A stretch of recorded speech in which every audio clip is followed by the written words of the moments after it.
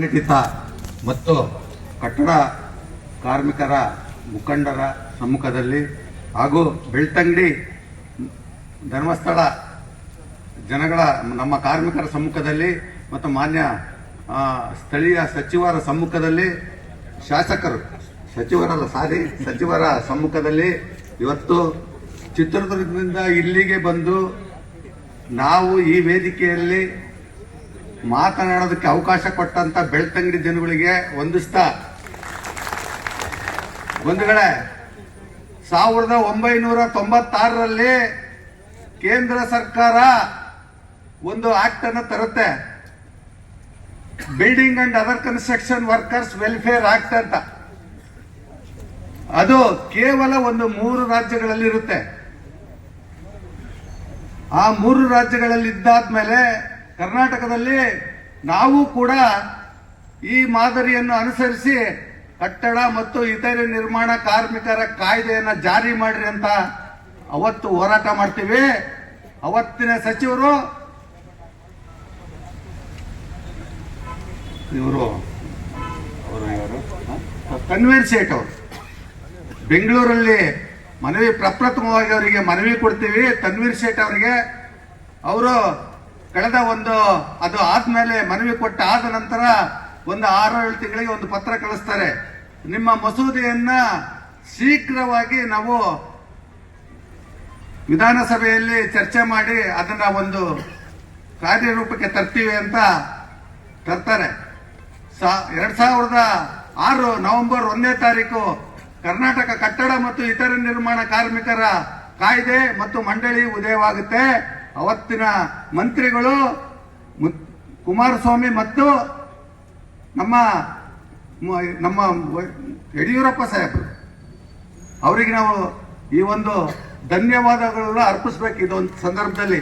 ಯಾಕಂದಿದ್ರೆ ಅವತ್ತವರು ಆ ಕಾಯ್ದೆನ ತಂದಿಲ್ಲ ಅಂದಿದ್ರೆ ನಾವು ಇವತ್ತು ಯಾವುದೋ ಅಲ್ಲಿಂದ ಒಂದು ಹಣಕಾಸಿನ ರೂಪಾಯಿನೂ ನೋಡಕ್ ಆಗ್ತಿರ್ಲಿಲ್ಲ. ಬಟ್ ಹೋರಾಟದ ಮುಖಾಂತರ ನಾವು ಈ ಒಂದು ಕಾಯ್ದೆಯನ್ನು ತಂದು ನಾವು ನಮ್ಮ ದುಡ್ಡನ್ನ ನಮ್ಮ ಸೌಲಭ್ಯಗಳಿಗೆ ನಾವು ಬಳಸ್ಕೊಂತಕ್ಕಂತ ಯೋಜನೆಗಳನ್ನ ಸರ್ಕಾರ ರೂಪಿಸ್ತಾ ಬಂತು. 2017ರಲ್ಲಿ ಸುಪ್ರೀಂ ಕೋರ್ಟ್ ಸಮಾಲೋಚನೆ, ಅಂದ್ರೆ ಇಡೀ ದೇಶದ ಮಂಡಳಿಗಳಲ್ಲಿ ಎಷ್ಟು ದುಡ್ಡಿದೆ ಅಂತ ಇದನ್ನ ನೋಡಿದ್ರು ಅವರು. ಎಷ್ಟು ದುಡ್ಡಿದೆ? ಕೇವಲ 14% ಮಾತ್ರ ಕಟ್ಟಡ ಕಾರ್ಮಿಕರಿಗೆ ಬಳಕೆ ಆಗಿತ್ತು. ಇನ್ನು ಉಳಿದಿರೋ ದುಡ್ಡೆಲ್ಲ ಹಂಗೆ ಇತ್ತು. ಇದನ್ನ ಮನಗಂಡಂತ ಸುಪ್ರೀಂ ಕೋರ್ಟ್ ಅವತ್ತೇನ್ ಹೇಳ್ತು, ಈ ಕಟ್ಟಡ ಕಾರ್ಮಿಕರಿಗೆ ಈ ಹಣನ ಸದುಪಯೋಗ ಆಗಂತ ರೀತಿಯಲ್ಲಿ ಸರ್ಕಾರಗಳು ಕಾರ್ಮಿಕರಿಗೆ ಸೌಲಭ್ಯಗಳನ್ನ ಕೊಡಬೇಕು ಅಂತ ಆರ್ಡರ್ ಮಾಡಿ, ಈ ಆರ್ಡರ್ನ ಇಟ್ಕೊಂಡು ಅವತ್ತು ಕೋವಿಡ್ ಬಂದಂತ ಸಂದರ್ಭದಲ್ಲಿ ನಮಗೆ ಆಹಾರ ಕಿಟ್ ಅಂತ ಕೊಟ್ಟರು, 5,000 ಸಾವಿರ ದುಡ್ಡು ಕೊಟ್ಟರು. ಅದೆಲ್ಲ ನಮಗೆ ಬೇಕಾಗಿತ್ತು. ಅವತ್ತು ನಮಗೆ ಅವಶ್ಯಕತೆ ಇತ್ತು. ತದನಂತರದಲ್ಲಿ ಆರೋಗ್ಯ ವಿಮೆ, ಆರೋಗ್ಯ ತಪಾಸಣೆ ಅನ್ನೋದನ್ನ ಅವತ್ತಿನ ಕಾಲದಲ್ಲೇ ಶುರು ಮಾಡಿದ್ರು. ನಾವು ಎಲ್ಲ ನಿಯೋಗಗಳು ಹೋಗ್ಬಿಟ್ಟು ಆಗಿದೆ. ಕೋವಿಡ್ ನಂತರದಲ್ಲಿ ಸರ್ಕಾರದಲ್ಲಿ ಮಂಡಳಿಯಲ್ಲಿ ಇರ್ತಕ್ಕಂಥ ದುಡ್ಡನ್ನ ಈ ರೀತಿ ಕಾರ್ಯಕ್ರಮಗಳಿಗೆ ಬಳಸಬೇಡ್ರಿ ಅಂತ ನಾವು ಕಳಕಳಿಯಿಂದ ಮನವಿಯನ್ನ ಮಾಡ್ಕೊಂಡಿದ್ವಿ. ಆದ್ರೆ ಈಗ ಬಂದಿರ್ತಕ್ಕಂಥ ಸಚಿವ ಸಂತೋಷ್ ಲಾಡ್ ಏನಿದ್ದಾನೆ, ಇವನೊಬ್ಬ ದೊಡ್ಡ ಏಜೆಂಟ್.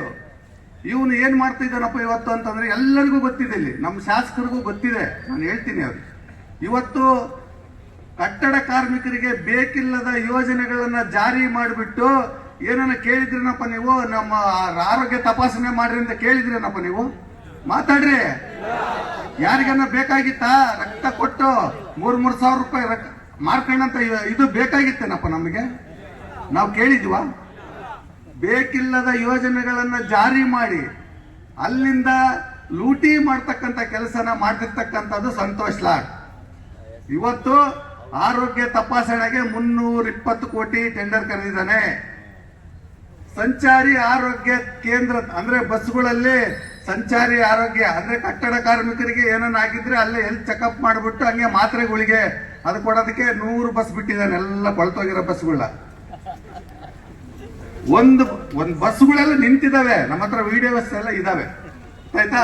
ಅದಾದ್ಮೇಲೆ ನಮಗೆ RPL ಕಿಟ್ ತರಬೇತಿ ಕಟ್ಟಡ ಕಾರ್ಮಿಕನಿಗೆ ಭಾರಿ ಸ್ಕಿಲ್ಡ್ ವರ್ಕರ್ ವಿಧಾನಸೌಧ ಕಟ್ಬಿಟ್ಟಿದ್ದಾನೆ, ದೊಡ್ಡ ದೊಡ್ಡ ಬಿಲ್ಡಿಂಗ್ ಕಟ್ಬಿಟ್ಟಿದ್ದಾನೆ, ದೊಡ್ಡದಾಗಿ ಸನ್ಮಾನ ಮಾಡ್ಬೇಕಂತ ಹೇಳ್ಬಿಟ್ಟು RPL ಕಿಟ್ ತರಬೇತಿ ಅಂತ ಹೇಳ್ಬಿಟ್ಟು ಅದರಲ್ಲಿ ಒಬ್ಬೊಬ್ಬರಿಗೆ RPL ಕಿಟ್ಗೆ ಒಂದಕ್ಕೆ 500 ರೂಪಾಯಿ, ಅದ್ರ ಬಿಲ್ ಬಂದು 2500 ರೂಪಾಯಿ. ಅರ್ಥ ಆಯ್ತಲ್ಲ. ಅದನ್ನ ತರಬೇತಿ ಕೊಡಕ್ಕೆ 3000 ರೂಪಾಯಿ. ಹೆಂಗಿದೆ ನೋಡ್ರಿ ಇದು. ದುಡ್ಡನ್ನ ಲೂಟಿ ಮಾಡೋದಕ್ಕೆ ಯಾವ ರೀತಿ ಬೇಕಾದ್ರೂ ಇವರು ಕಾನೂನನ್ನ ತಿದ್ದುಪಡಿ ಮಾಡ್ಕೊಂತಾರೆ. ಯಾವುದನ್ನ ಟೆಂಡರ್ ನಾವು ಮಾಹಿತಿ ಹಕ್ಕಿನಾಗ ಹಾಕಿ ತೆಗೆದು ನೋಡ್ಬಿಟ್ರೆ ಸುಪ್ರೀಂ ಕೋರ್ಟ್ ಆದೇಶ ಏನಿದೆ, ಕಟ್ಟಡ ಕಾರ್ಮಿಕರಿಗೆ ಈ ಯೋಜನೆಯನ್ನ ಇಲ್ಲಿರ್ತಕ್ಕಂಥ ನಿಧಿಯನ್ನ ಸದುಪಯೋಗ ಪಡಿಸ್ಕೊಳ್ರಿ ಅಂತ ಮಾತ್ರ ಇರ್ತಕ್ಕಂಥದ್ದು. ಕಳೆದ 1.5 ವರ್ಷಗಳಿಂದ ಈ ನಮ್ಮ ಕಟ್ಟಡ ಕಾರ್ಮಿಕರ ಅವನಿಗೆ ಶಾಪ ತಟ್ಟಿಲ್ಲ ಅಂತಂದ್ರೆ ನಾನು ಇವತ್ತು ಇಲ್ಲಿ ಮತ್ತೆ ಭಾಷಣ ಮಾಡೋದಿಲ್ಲ, ಇಲ್ಲೇ ಬಿಟ್ಬಿಡ್ತೀನಿ ಇವತ್ತಿಗೆ. ಯಾಕಂತಂದ್ರೆ ನನ್ನ ತಂಗಿ ನನ್ನ ತಂಗಿ ಅವ್ರ ಅಪ್ಪಾಜಿ ತೀರ್ಕೊಂಡು ಹೋಗಿದ್ದಾನೆ. 2 ವರ್ಷ ಆಗಿದೆ ಅಪ್ಲೈ ಮಾಡಿ ದುಡ್ಡು ಕೊಡಕ್ಕಾಗಿಲ್ಲ. ಏನಕ್ಕೆ ದುಡ್ಡು ಕೊಡಕ್ಕಾಗಿಲ್ಲ? ಲೂಟಿ ಮಾಡ್ಬೇಕಲ್ಲ.